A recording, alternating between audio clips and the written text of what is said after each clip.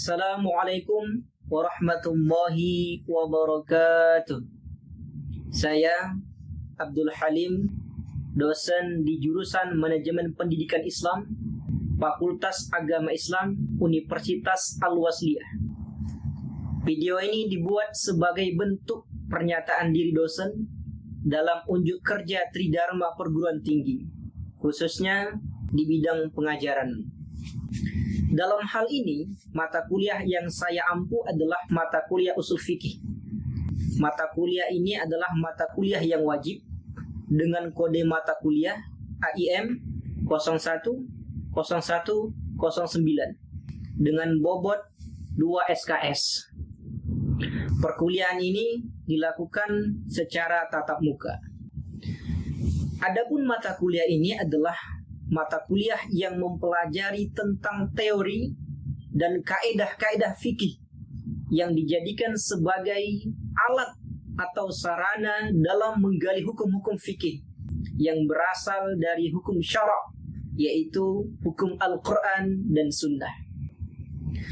Melalui mata kuliah ini diharapkan yang pertama, mahasiswa mampu mengetahui tentang prinsip-prinsip dasar hukum syara', termasuk di dalamnya sumber-sumber hukum syara'.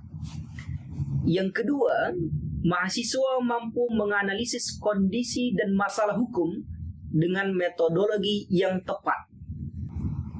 Ketiga, mahasiswa mampu membangun argumen hukum yang berdasarkan dalil hukum dan prinsip fikih. Yang keempat, mahasiswa mampu mengaplikasikan istinbat hukum. Adapun materi pembelajaran ataupun pokok yang dibahas dalam perkuliahan ini adalah diantaranya pengertian fikih, usul fikih, perbedaannya, serta pembahasannya. Dalil pertama yaitu Al-Quran, kemudian As-Sunnah, kualitas As-Sunnah, ijma', qiyas, ihtisan, maslahah mursalah, uruf, hukum syara', lafaz am dan khas, lafaz perintah dan larangan, ijtihad, maqasid syariah ataupun tujuan hukum. Kemudian dalam pembelajaran ini metode yang digunakan adalah metode ceramah, tanya jawab, dan pemberian tugas. Adapun penilaian dalam mata kuliah ini adalah partisipasi kelas 10%, tugas mandiri 20%, tugas terstruktur 20%, ujian tengah semester 20%, dan ujian akhir semester 30%. Demikian penjelasan singkat mengenai mata kuliah usul fikih. Selanjutnya, mari kita simak video pengajaran berikut ini. Assalamualaikum warahmatullahi wabarakatuh. Waalaikumsalam warahmatullahi wabarakatuh. Alhamdulillah rabbil alamin, wassalatu wassalamu ala asyrafil anbiya'i wal mursalin wa ala alihi wa sahbihi ajma'in. Qala Allah ta'ala fi kitabil karim, a'udzu billahi minasyaitonir rajim. Bismillahirrahmanirrahim. Ya ayyuhalladzina amanu hal adullukum ala tijarah tunjikum min 'adzabin alim tu'minuna billahi wa rasulih wa tujahiduna fi sabilillahi bi amwalikum wa anfusikum dzalikum khairul lakum in kuntum ta'lamun. Alhamdulillah, kembali kita bertemu dalam mata kuliah usul fikih. Tapi sebelumnya itu kita mulai dengan lafaz basmalah. Bismillahirrahmanirrahim. Baik, kali ini kita akan membahas temanya, topiknya adalah tentang hukum syara'. Nah, kita akan nanti coba mendiskusikan apa sebenarnya yang disebut dengan hukum syara'. Nah, kawan-kawan semua, ada yang kira-kira apa yang dimaksud dengan hukum syara'? Ya, silakan. Hukum syara' itu berarti mencegah atau menolak. Mencegah atau menolak. Baik. Ada jawaban yang lain? Ya, silakan. Hukum syara' itu artinya sebuah keputusan atau undang-undang. Ya, baik. Terima. Jadi jawaban kalian sudah cukup baik bahwa memang hukum syara', hukum itu adalah sebuah peraturan ya. Nah, kita kemari misalnya datang kemari, kita kan juga di sini ada peraturannya. Kapan jam kuliahnya, pakai pakaian apa, atau misalnya apa yang harus dibawa. Itu kan sebuah peraturan dan itu juga disebut sebagai hukum. Kita sebagai umat Islam, bahwa hukum itu kalau dikaitkan dengan Islam, maka lebih tepatnya kepada hukum syarak. Nah, syarak itu secara bahasa artinya jalan lurus, jalan yang harus diikuti. Nah, apa yang dimaksud dengan hukum syarak? Maka hukum syarak itu adalah hukum khitabullah, tuntutan Allah kepada setiap mukallaf, ya, baik tuntutan itu yang berlaku perintah atau juga tuntutan untuk meninggalkan larangan atau juga pilihan yang dibebankan kepada orang yang disebut dengan mukallaf. Jadi memang hukum itu ditujukan kepada orang-orang yang mukallaf. Nah, ada tahu kira-kira apa yang disebut dengan mukallaf? Ya, silakan. Perbuatan mukallaf adalah perbuatan yang dilakukan oleh manusia dewasa yang berakal sehat. Ya, bahwa mukallaf itu adalah perbuatan manusia yang dilakukan kepada orang yang dewasa dan berakal sehat. Nah, kita ini semua dewasa nggak nih? Berakal sehat? Ini kan nggak mungkin anak SD kan, namanya sudah perguruan tinggi, universitas. Berarti kalau udah universitas itu biasanya setelah tamat SMA. Nah, kita ini sudah termasuk yang disebut sebagai mukallaf, orang yang dibebankan kepadanya hukum. Yang artinya kalau kita melakukan sesuatu, maka berlaku kepada kita hukum. Hukum apa itu? Ya, nanti ada hukum wajib dan sebagainya. Nah, kita melakukan sesuatu sudah dibebankan namanya hukum. Itulah yang disebut dengan mukallaf. Nah, baik, di sini ada nanti pembagian hukum. Nah, secara umum bahwa hukum syarak itu terbagi menjadi dua. Ada dua hukum syarak. Yang pertama itu disebut dengan hukum taklifi. Kemudian yang kedua disebut dengan hukum wad'i. Ada yang tahu kira-kira apa yang disebut dengan hukum taklifi? Ya, silakan. Itu hukum taklifi itu adalah sebuah hukum, ada 5 hukumnya. Ya. Itu diantaranya wajib, sunnah, mubah, makruh dan haram. Ya, betul. Jadi hukum taklifi itu memang hukum yang dibebankan kepada orang mukallaf tadi. Nah, itu adalah tadi hukum mukallaf tadi. Nah, hukum taklifi itu ada 5. Yang pertama adalah wajib, yang kedua sunnah, yang ketiga makruh, yang keempat haram, dan yang kelima boleh. Inilah yang disebut dengan hukum taklifi. Nah, yang pertama adalah wajib.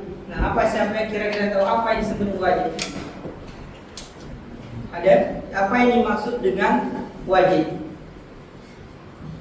Ada yang tahu? Bahwa wajib itu adalah apabila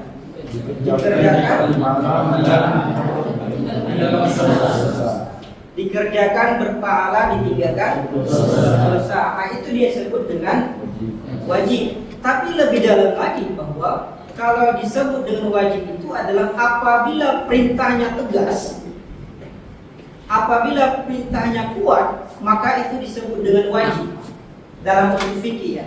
Bahwa kalau ada perintah, siapapun yang dalam hal ini bahwa yang memerintahkan adalah Allah. Kalau Allah yang memerintahkan, maka itu kalau dan perintah itu tegas, maka itu disebut dengan wajib. Nah, itu wajib. Nah, apa contohnya? Misalnya adalah sholat. Sholat hukumnya adalah wajib. Mengapa sholat hukumnya wajib? Karena di situ ada kalimat perintah. Ayatnya misalnya wa aqimus shalah wa atuz zakah. Artinya adalah ya, tegakkan, dirikan sholat dan tunaikan zakat. Di dalamnya itu ada kalimat perintah.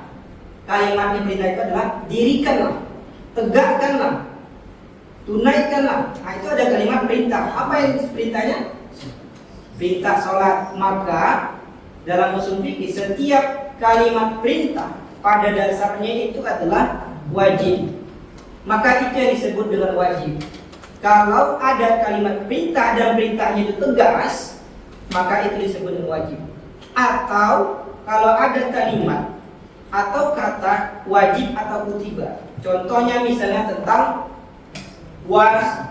Puasa hukumnya adalah wajib. Mengapa kita mengatakan puasa itu hukumnya wajib? Karena memang di dalam ayat itu ada kalimat perintah, kalimat kutiba. Dalam surah Al-Baqarah ayat 183. Ayat itu ya ayyuhalladzina amanu kama qablikum la'allakum tattaqun. Artinya, hai orang-orang yang beriman, diwajibkan atas kamu berpuasa sebagaimana diwajibkan atas orang-orang sebelum kamu. Mudah-mudahan kamu bertakwa. Tapi yang ingin kita garis bawahi adalah kutiba. Kutiba artinya wajib. Nah, tadi yang pertama bahwa setiap kalimat perintah itu adalah wajib. Nah, kata yang kedua adalah memang di dalam ayat itu, di dalam dalil itu ada kata wajib, seperti yang di dalam sholat, dalam puasa tadi, bahwa memang puasa itu diwajibkan karena memang di dalam ayat itu ada kata wajib. Nah, itu dan masih banyak lagi contoh lain, termasuk misalnya zakat. Nah, itu hukumnya adalah wajib. Kemudian yang kedua ada yang disebut sunnah. Apa itu sunnah? Dikerjakan berpahala, tinggalkan tidak berdosa. Ya, bahwa sunnah itu memang ya dikerjakan berpahala, ditinggalkan tidak berdosa. Tapi dalam ilmu usul fikih lebih bahwa kalau dia wajib tadi perintahnya tegas, tapi kalau sunnah itu adalah perintah, tapi perintahnya tidak tegas. Nah, misalnya dalam muamalah ada ayatnya adalah ya ayyuhalladzina amanu idza tadayantum bidainin ila ajalin musamman faktubuh. Nah, di situ ada kalimat perintah faktubuh yang artinya adalah tulislah.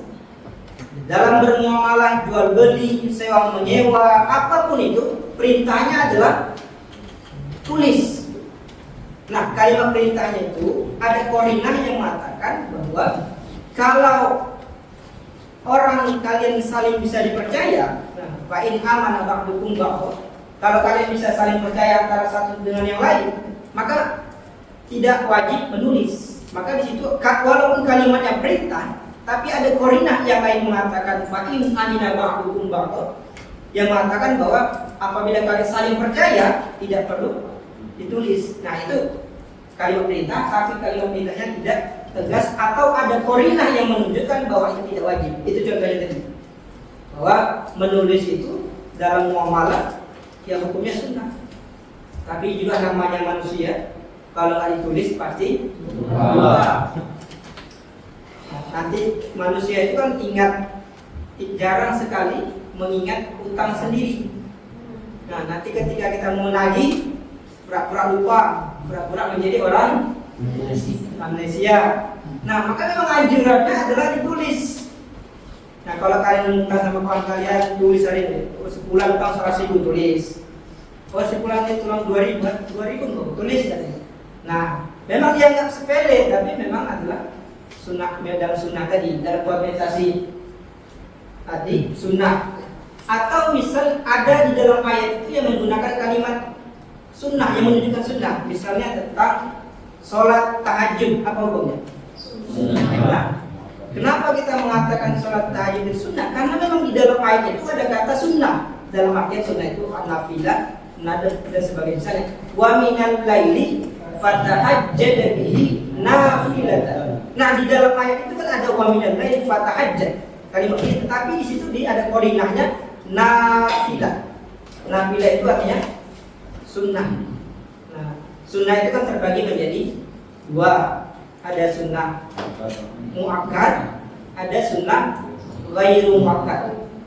Sunnah muakkad itu adalah sunnah yang sangat dianjurkan, seperti misalnya sholat Idul Fitri. Sholat semua kan malam? Sholat Idul Adha sholat? Tapi kalau nggak sholat nggak apa-apa kan? Banyak umat kita kalau sholat Idul Fitri rajin, sholat Idul Adha rajin, sholat 5 waktu belum. Nah itu sunnah muakkad, sunnah yang sangat dianjurkan atau sunnah rawatib. Nah sementara yang kedua ada sunnah wajib. Nah tapi sebelumnya tadi bahwa ada wajib itu terbagi menjadi dua, ada yang disebut wajib ain, ada wajib kifayah. Wajib ain adalah wajib yang dibebankan kepada setiap individu. Jadi misalnya sholat, tanya, nggak bisa diwakilkan sama dia. Kalau udah sholat, udah wakilkan sama dia tadi, nggak bisa. Atau misalnya kalau udah puasa, udah wakilkan sama abangku udah puasa, aku nggak puasa lah itu. Nggak bisa karena memang kewajibannya adalah kewajiban pribadi individu, sehingga disebut dengan wajib ain, tidak boleh diwakilkan. Jadi jangan wakilan sholat ya, jangan wakilan puasa. Nah, kemudian baru ada wajib kifayah, wajib yang dibebankan kepada setiap kelompok atau kampung dosanya. Maka yang disebut dengan wajib kifayah itu adalah wajib yang dibebankan kepada setiap kelompok, kampung atau bersama, yang apabila satu orang saja melakukannya maka tergugurlah semuanya. Tapi sebaliknya kalau seandainya tidak ada yang melakukan maka berdosalah semuanya. Itu wajib sunnah. Kemudian juga ada haram. Haram itu adalah apabila dikerjakan berdosa, ditinggalkan pahala. Itu yang biasa kita dengar. Tapi juga dalam usul fikih bahwa apabila larangannya tegas, larangannya kuat, larangannya pasti, maka itu disebut dengan haram. Jadi setiap kalimat larangan itu pada dasarnya adalah haram. Misalnya adalah apa hukumnya minum khamar, minum tua? Kan di dalam ayat itu adalah innamal khamru wal maisir wal ansabu rijzun min amali syaitan fajtanibuhu la'allakum tuflihun. Di dalamnya itu memang tidak ada kata haram. Di dalam ayat itu tidak ada kata-kata yang mengharamkan tentang khamar. Tapi di dalam ayat itu ada kalimat larangan. Larangannya fajtanibu, jauhilah. Jadi dalam usul fikih setiap ada kalimat larangan dan larangan itu tegas pasti tanpa ada poin yang lain yang menunjukkan itu tidak pasti, maka itu disebut dengan haram. Maka jangan ada yang tua ya. Ada yang tua aja nih. Apalagi kita selaku umat Islam. Dari belajar ini tes lah yang tua, nggak bisa tes. Nah, atau ada yang kata-kata di dalam ayat itu kata yang menunjukkan haram. Haram di mana? Innama atau hurimat alaikum ummahatukum, diharamkan bagi kamu menikahi ibu kamu, saudara kamu. Itu di situ ada kalimat kata-kata haram. Atau misalnya haramnya makan babi, haramnya makan anjing. Karena di dalam ayat itu ada kalimat haram, maka tidak boleh ya. Baru nanti ada juga makruh. Makruh itu adalah yang apabila dikerjakan tidak berpahala, ditinggalkan. Dalam usul fikih makruh itu adalah apabila larangannya tidak tegas. Larangannya tidak tegas atau tidak kuat, maka itu makruh. Contohnya misalnya adalah dalam bermuamalah ya. Ketika azan berkumandang ya, dalam ya ayyuhalladzina amanu idza qudiyatis shalah kemudian di dalam ayat itu wadaru minal baik, bahwa di situ tinggalkanlah jual beli. Nah itu larangan. Tapi larangan itu ada konotasi yang mengatakan bahwa larangan itu hanya makruh. Jadi kalau misalnya berjualan pada saat azan itu hukumnya adalah kalau berjualan pada sholat haram. Nah, baru yang terakhir adalah mubah. Mubah itu adalah boleh dilakukan, boleh ditinggalkan. Contohnya misalnya makan, kemudian minum, apa lagi? Tidur. Kalau tidur kebanyakan. Nah, itu ya. Jadi ini 5 hukum taklifi tadi. Ada wajib, kemudian ada sunnah, ada makruh, ada haram, dan ada mubah. Itulah yang disebut dengan hukum taklifi. Kemudian ada yang kedua disebut dengan hukum wadai. Ada yang tahu apa yang disebut dengan hukum wadai? Hukum wadai adalah firman Allah yang membentuk ketentuan yang menjadi sesuatu sebagai sebab, syarat, atau halangan dari ketetapan hukum taklif. Ya, baik. Jadi hukum taklifi itu adalah memang yang menjadikan jatuhnya hukum taklifi atau jalannya menuju hukum taklifi. Misalnya, hukum sholat adalah wajib. Kalau hukum sholat maghrib hari ini wajib nggak? Ini misalnya jam 5.20, wajib nggak sholat maghrib? Tidak wajib. Belum wajib karena memang sebab waktunya belum dapat. Jadi wajibnya sholat maghrib itu apabila masuk waktu maghrib, dan wajibnya sholat isya apabila masuk waktu isya. Jadi jangan sholat isya sekarang, nggak sah. Nah, itu disebut taklif. Jadi hukum taklifi yang disebabkan adanya sebab waktu.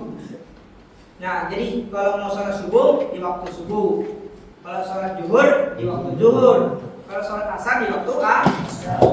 Tapi juga ada orang sholat subuh di waktu duha. Boleh? Kelewatan kan? Berapa orang? Nah, itu ya. Kemudian yang itu pertama tadi, hukum wajib itu karena sebab. Kemudian yang kedua, karena syarat. Nah, misalnya kan kita sholat, lagi-lagi membahas tentang sholat. Sholat tadi kan hukumnya adalah wajib. Syarat wajib sholat itu salah satunya adalah kita suci dari hadas dan najis. Bagaimana kita agar suci dari hadas dan najis? Adalah dengan cara berwudu. Maka syarat wajibnya sahnya sholat itu adalah dengan cara wudu. Jadi makanya kita selaku umat Islam kalau mau sholat ya berwudu dulu. Jangan habis main, habis buang air kecil sholatnya berarti tidak sah, tidak suci karena memang belum. Nah, itu sebab syaratnya. Atau misalnya tentang zakat. Jadi wajibnya zakat itu disebabkan karena haul dan nisab. Misalnya kalian dari orang kaya, amin ya kan? Punya mobil banyak, rumah banyak, harta banyak, banyak. Nah, tapi syarat ketentuannya bahwa orang yang wajib zakat itu harus disebut dengan haul dan nisab. Haul itu adalah apabila dia memiliki harta selama 1 tahun. Jadi kalau kalian punya harta selama 1 tahun, misalnya Fortuner, atau misalnya uang di dalam tabungan ini di Bank BRI 100 juta, Bank Mandiri 100 juta, Bank BSI 200 juta. Nah, dan dia sudah memiliki 1 tahun, maka wajib zakat. Itu syarat yang pertama. Jadi terpenuhi dia haulnya. Baru yang kedua, terpenuhi nisabnya. Nisab itu adalah batas minimal. Dia sudah mempunyai harta selama setahun, tapi juga ada minimalnya. Minimalnya adalah 85 gram emas. Jadi memang syarat wajibnya zakat tadi adalah apabila terpenuhi 2 tadi. Apa tadi? Haul dan nisab. Yang punya uang 100 juta, yang dapat nisabnya. Dan dia punya uang 100 juta, misalnya ini bulan 7, nanti bulan 7 lagi tetap 100 juta, maka wajib. Nah, itu syarat. Jadi baru yang ketiga ada yang disebut dengan penghalang atau disebut mania. Makanya kalau misalnya mana si fulana mamnuk, kalau kita misalnya pesantren dulu kan, ini kenapa si fulana datang mamnuk? Kalau pesantren pasti tahu. Jadi dalam hukum wadai juga disebut dengan mani, penghalang. tadi memang sholat hukumnya wajib, puasa hukumnya wajib, tapi yang menghalangi dia tidak wajib adalah disebabkan yang cakap bagi perempuan haid. Kalau bagi laki-laki haid ya? Ya, maka terhalang bagi dia untuk sholat disebabkan karena haid tadi. Jadi kalau ada haid, misalnya di perempuan ya, ini laki-laki perempuan. Nah kalau perempuan kan maka misalnya dia haid, maka tidak wajib sholat. Tapi pada saat masa haid aja, jangan selesai. Kemudian nanti apa lagi? Darah nifas, darah melahirkan, laki-laki kan melahirkan. Nah, jadi penghalangnya itulah yang menyebabkan tidak wajibnya sholat, tidak wajibnya puasa. Nah itu disebut hukum wadai. Sesuatu sebab syarat yang menjadikan jalannya untuk takufi. Nah itu mungkin sebagai materi yang bisa disampaikan pada kali pertemuan hari ini tentang hukum syarat. Kita pada dari sini atau teman-teman ada yang mau disampaikan lagi, mau didiskusikan silakan. Ada yang mau ditanya? Ya. Siapa saja orang yang dibebani hukum itu? Baik. Jadi siapa saja orang yang dibebankan hukum. Nah, orang sebelum ke situ ada yang namanya orang yang tidak dibebankan hukum. Orang yang tidak dibebankan hukum itu ada 3 orang. 3. Yang pertama adalah baligh. Orang yang baligh. Yang artinya baligh itu adalah orang yang sudah dewasa atau orang yang sudah berumur di atas 9 tahun atau maknanya orang yang sudah haid, mimpi sebagai itu disebut baligh. Nah kalian ini sudah berumur di atas 9 tahun, sudah mimpi belum? Belum manis. Atau bagi perempuan dia sudah haid. Nah itu pertama baligh. Baru yang kedua adalah berakal. Ada yang sudah berakal. Ini berakal semua? Berakal itu sehat dia. Tapi kalau kita lihat jalan-jalan tuh ada banyak tak pakai baju, yang dia lain pakai sendiri. Nah itu disebabkan karena akalnya hilang. Maka orang yang tidak cukup akalnya atau tidak berakal sehat, maka dia tidak dibebankan hukum. Itu yang pertama tadi, orang yang baligh dibebankan hukum. Sementara orang yang tidak baligh dibebankan hukum. Jadi anak-anak itu tidak dikenai hukum. Yang kedua, orang yang berakal sehat, dan yang ketiga adalah orang yang tidur sampai terbangun. Nah, selain daripada yang 3 ini, maka dikatakan sebagai orang mukallaf, orang yang dibebankan hukum. Kita bukan anak-anak, bukan orang gila, bukan sedang tidur, maka kita adalah orang yang disebut dengan mukallaf, orang yang dibebankan hukum. Itu mungkin cukup. Dan ada yang kira-kira atau kita padakan sampai sini saja? Baik, kalau misalnya tidak ada lagi, kita padakan sampai di sini saja mata kuliah kita pada kali ini. Mudah-mudahan apa yang disampaikan tadi bermanfaat ya, dan juga bisa kita terapkan dalam kehidupan sehari-hari. Mari kita tutup perkuliahan ini dengan lafaz alhamdulillah. Demikian, assalamualaikum warahmatullahi wabarakatuh.